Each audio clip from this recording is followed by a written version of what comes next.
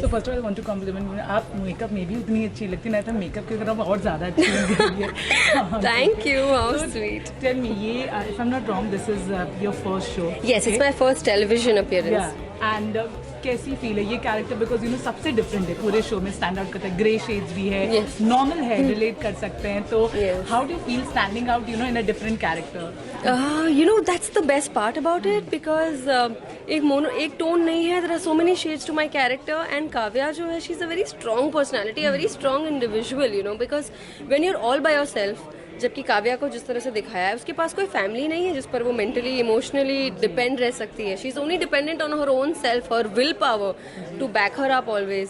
And that is what is the best challenge rather, कि हर एक सीन में, हर एक सिचुएशन में she reacts differently. And even personally there are so many things जो कि मैं सीखती हूँ, you know, when I read scenes and जब मैं पढ़ती हूँ कि how strong Kavya is, the she bounces back like this, you know. जबकि हमारी लाइफ में पर्सनल सिचुएशन जब थोड़े ऊपर नीचे हो जाते हैं, takes us time to come back, you know. But Kavya के साथ ऐसा नहीं है. She is a very strong will and a very strong personality and a strong woman. So that is what is the best part. And yeah, that is what is coming across on screen, and that's what I get to hear from people also, which is a blessing. You know, but as an actor, you know, we always knew Kavya had grey shades, okay? But कभी-कभी, you know, as an actor वो रहता है कि कहीं से out and out negative लोग ना समझ ले, इस तरह का कुछ डर आपके मन में रहता है? When you're an actor ना, स्पेशली अगर मैं अपनी बात करूँ तो ऐसे कोई दिमाग में मेरे नोशंस नहीं रहते हैं. बिकॉज वी एज इंडिविजुअल्स, हम अपने आप को तो जज नहीं करते ना. सपोज अगर हमारी लाइफ में कुछ अच्छा होता है तो हम बहुत खुश होते हैं, और अगर हमारी लाइफ में वैसा नहीं होता जैसा हम चाहते हैं तो हम दुखी हो जाते हैं. कभी कभी हमारे अंदर भी वो सारी फीलिंग्स होती हैं जो हम देखते हैं ऑन स्क्रीन लोगों में. सो जब हम खुद को जज नहीं करते एज अ पर्सन, तो हम अपने कैरेक्टर को एज एन एक्टर क्यों जज करें? So if you have the freedom to go through every emotion, so is a character. So that's the shades, and that's all the emotions that Kavya also goes through. So if it comes across positive, if it comes across negative, it's all situational. Her cheese situation से connected है. तो जब लोग देखते हैं, लोगों के मुझे काफ़ी messages आते हैं saying that they really love the way Kavya carries herself, the strong woman that she is, you know.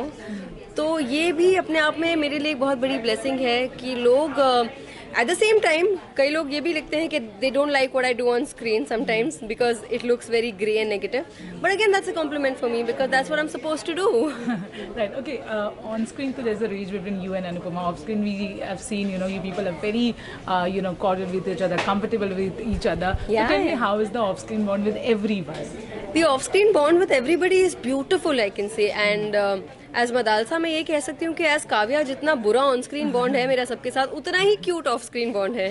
So you know, there is a level of comfort that we all have. We all feel like a family now. It's been so long we been shooting, and of course touchwood, sky is the limit. आगे बहुत काम करना है हमें साथ में, तो we feel like a family. ऐसी कोई फीलिंग नहीं आती है कि we come to a place में we don't know each other, we not comfortable. All very comfortable. We are all like buddies with each other. So that's a very good thing. Okay, who is your favorite person? I know it's very hard to pick up, but who is your favorite person? My favorite person, touchwood, from the set, from here, this entire place is Rajan sir, because he is the one who's kept the whole unit like this. Because you know, if your producer touchwood is such a fantastic human being, then everything automatically is beautiful. You know, जो आपकी नींव है वही इतनी strong है और इतनी खूबसूरत है, तो फिर ऑब्वियसली जो आगे के पौधे उगेंगे उसमें से it's gonna come out amazing anyway, right? So yeah, Rajan sir is my favourite on set. Okay, lastly, what has been the most difficult scene for you? There are a lot of scenes, you know, जो emotionally draining होता है, जहाँ पे आपको काफ़ी anger दिखाना पड़ता है. आपके लिए पर्सनली सबसे ज़्यादा डिफिकल्ट क्या रहा? Well, difficult I don't know, but सबसे ज़्यादा ड्रेनिंग वो रहा था, आई रिमेंबर, जबकि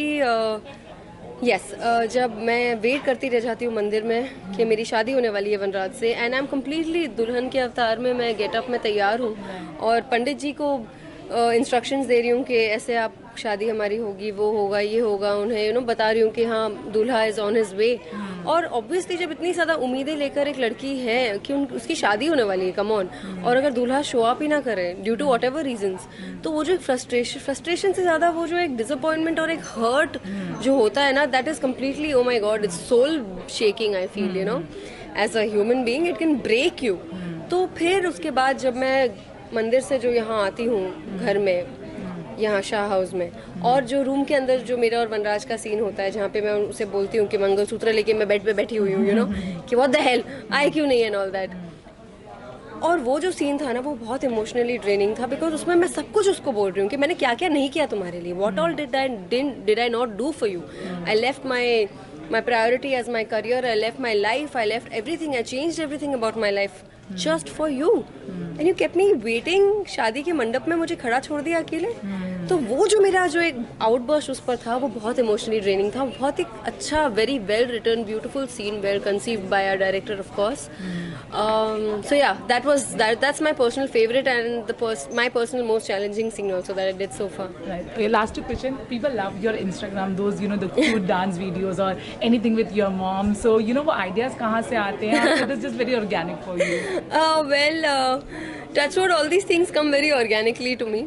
And I think when it comes to creating content, I've always been very interested in this segment, to create content, to create something new. And now we have beautiful platforms like we have Reels, and we have your Instagram. We have so many things where we can actually showcase our talent in a very short span of time. In 15 seconds, you can convey your message and you can show so much of creativity. So that's kind of, I'm very passionate about these things. And thank you for your compliment. You said you like it, so thank you so much. And that's something I like to do. Right. Okay. Lastly, अब viewers से काव्या से क्या expect कर सकते हैं? We know Kavya कुछ तो twist and turns लाने ही वाली, but कुछ भी अगर बता सकते हैं audience को तो क्या expect कर सकते हैं? Well, यही बताना चाहूँगी कि काव्या अभी फिलहाल जिस मोड पर है अपनी लाइफ में, she has seen a lot of ups and downs when it comes to with the family and with Vanraj. तो डेफिनेटली वो एक ग्राफ देखकर अब एक समझ चुकी है कि अगर वो ऐसे रिएक्ट करेगी तो उसका आउटकम ऐसे होगा.